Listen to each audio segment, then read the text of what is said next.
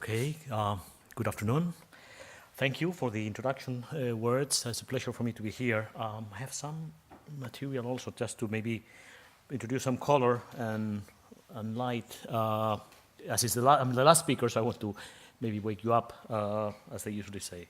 So, a few remarks. First, maybe I'd like to start with a disclaimer. Coming from a central bank, you may anticipate that I will not be speaking on behalf of my institution, but on my own behalf, and you should not see my remarks as necessarily remarks from the European Central Bank, not necessarily against, but of course not necessarily representing. Let me then start with a bit of a background, a bit more general remarks. I think in any discussion on aspects affecting regulation, fixing the system, we need to start recalling what has happened over the last years. And I will do it very quickly because my allotment of time is very short here. But we should remember the major pitfalls that we have seen in the system. We had credit growth rates at 2 digits levels, sometimes above 20% in some countries, for example, bank loan rates of growth, sustained for a number of years. And that is something which, of course, was not sustained and nonetheless was witnessed. So even if now it may seem that all these regulations come at the same time and they are an overkill, we should also remember this period. And of course, it's a transition period to the new steady state. The new steady state is meant to provide us with a better system, resilience, macroprudential environment that pays off better over time. However, the transition is not easy. The transition costs are quite high, and on top of that, we have observed quite an amount of front loading especially by the banks. When we look in particular to capital requirements and the phasing arrangements that were introduced, instead we have seen that markets put peer pressure on themselves, and the front loading for meeting those requirements has been quite heavy, making the transition aspect quite more complicated. Nonetheless, the objective is to gain resilience, and now the question, of course, is to manage that transition well. Now I will try to focus more on securities, the role of the securities markets for enhancing long-term growth. Before that, just to still in line with my previous remarks, the landscape of reform is huge. Securitization aspects are an important, but only one element of the agenda. At the time we were fixing lending supply, we're fixing many other markets. Now these things represents this landscape, this complicated jigsaw puzzle, brings challenges but also opportunities. It's a challenge to make these things fit together, and there policymakers have to keep open-minded, not be dogmatic in calibrating the final version of the especially the risk weights and the key elements. At the same time, it raises opportunities as it permits to really bring a new world of regulation where the different pieces fit together, and we are heading to a much better functioning system. So let me then move to concrete aspects. Maybe I will not dwell on the issue. It has been mentioned already. These new regulations will strangle credit for some time. And in that context, I think the security market development is indeed a very important opportunity. So it's something we should not be missed in terms of bringing it back to functioning. The good news is that quite a lot of progress has been seen already in terms of in some of the regulations which are already being phased in. This gives us some notion of where capital requirements are progressing, and they're progressing quite quickly. I mentioned already front loading. However you measure them, the old measures, the new measures, the markets, banks are catching up and are fulfilling quite quickly the requirements, and they're bringing relatively swiftly a stronger system. Also for liquidity requirements, not so impressive, but nonetheless quite important progress being made. So there's more good news in a way in terms of what we have been observing already. For example, the link between recapitalization and declines in CDS spreads is visible already. We see, of course, there are many factors here, but we are already observing more resilient banks in Europe, perhaps even more so in the US. The link to stock market valuations also improving quite quickly, or even in stressed countries in Europe. Another piece of good news before moving to what to do about securities markets, and linking now more directly to securities markets.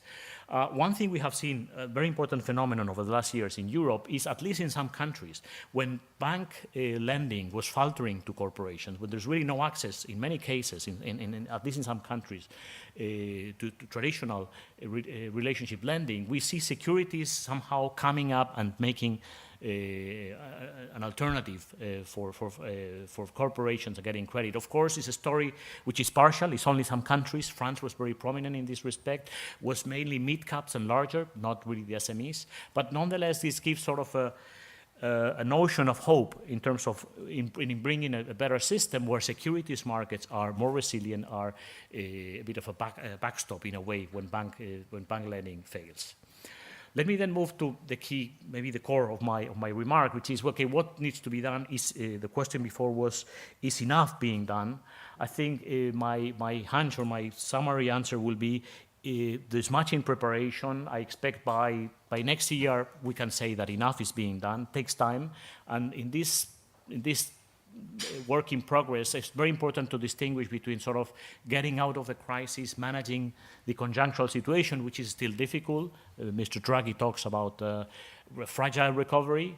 We're still somehow in an environment which is fraught by risk, and many of them linked to the financial system. From the structural aspects, which take more time, but are really the key to progress and to solutions. Now, on the conjunctural side, doesn't mean that not anything can be done. Some things can be done, and in fact, we see much being done. For example, it was mentioned monetary policy. Low interest rates have been with us already for a long period, and also Mr. Draghi has been speaking of extended period of time. Now this forward guidance element which has been introduced.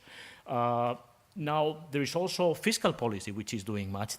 You have to see more country by country, but also at the EU level, we have seen, for example, the capital key of the European Investment Bank being increased, and that is somehow the seed for new lending coming, which is already in place. I mean, you can just have to see the balance sheet of the EIB and its webpage, and you will see that is already having implications in terms of lending to some of the promotional banks at country level. We have seen also, for example, some bilateral loans between some countries and stressed countries, and that has been quite effective in terms of changing the situation of access to credit by mid-caps and smaller. So we have seen already much action taking place. We have seen, for example, also the EIF providing guarantees, just to be complete on the set of aspects which are somehow trying to address this very difficult sort of conundrum of adverse selection, lack of demand, forbearance by banks, which is somehow making difficult to get out of the shortage of supply and credit in the Eurozone. Now, if you move to structural aspects, maybe the information aspect have been mentioned already, this notion of higher transparency for SMEs. Let me deal with that in a moment. In the field of tax and legal harmonization, there is also much that can be done and that is being done. I'm not talking here only about SMEs. For example, it's well known that in the field of taxes, in many countries, the taxing system is biasing against equity in favor of debt, and those biases could be removed.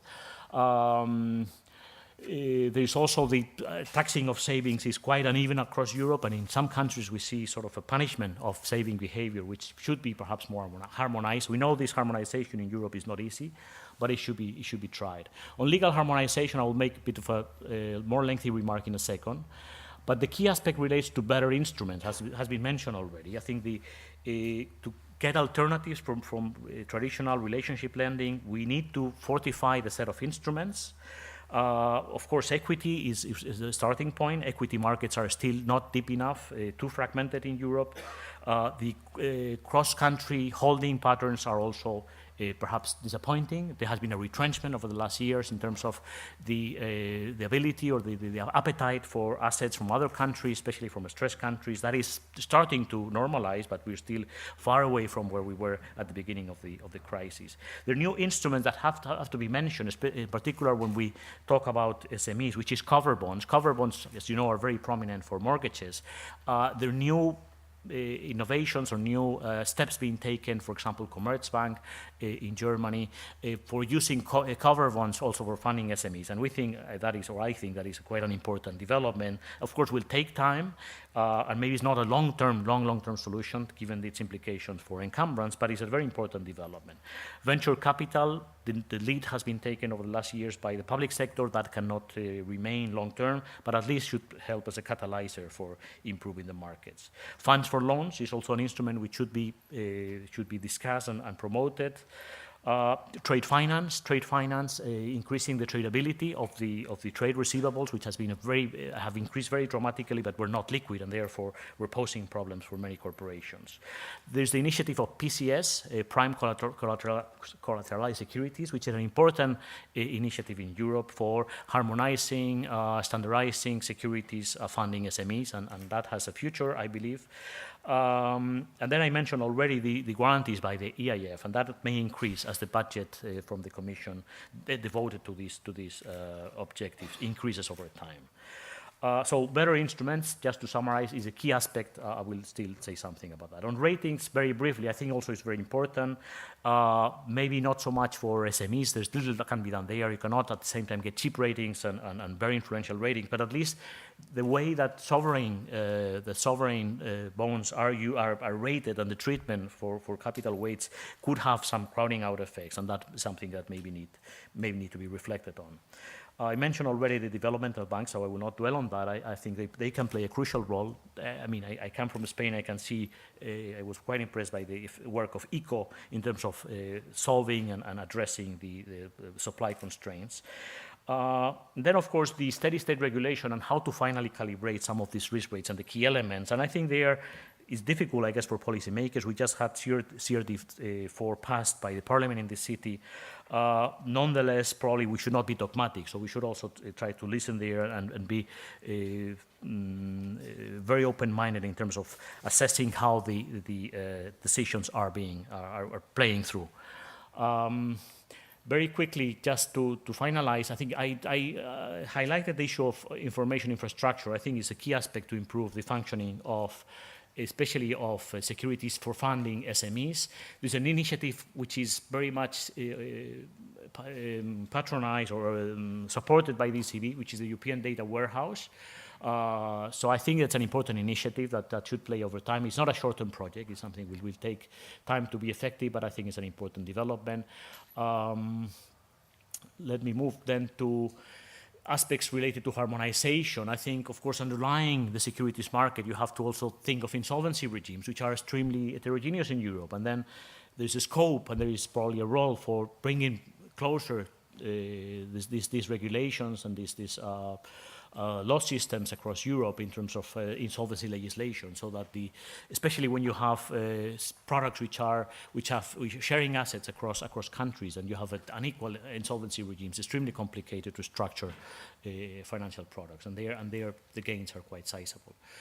Let me just conclude I mean, at the end of the day, we need to revive securitization markets, especially for SMEs.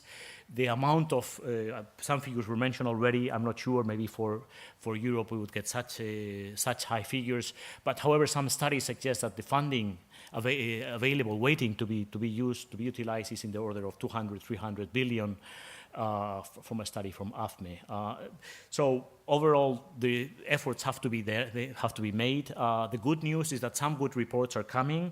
The IIF will have a report on improving the access to credit for SMEs, emphasizing in particular the role of securitization markets. That study, I understand, will be published late next week, I think around the 11th of October, so I'd encourage you to look at that. The Commission has an expert group. I'm part of that. Unfortunately, I cannot disclose the main conclusion, but that also will be published in the course of October, and there will be a large number of recommendations on how to revive these markets as to make the system more resilient and to bring growth to Europe. Thank you very much.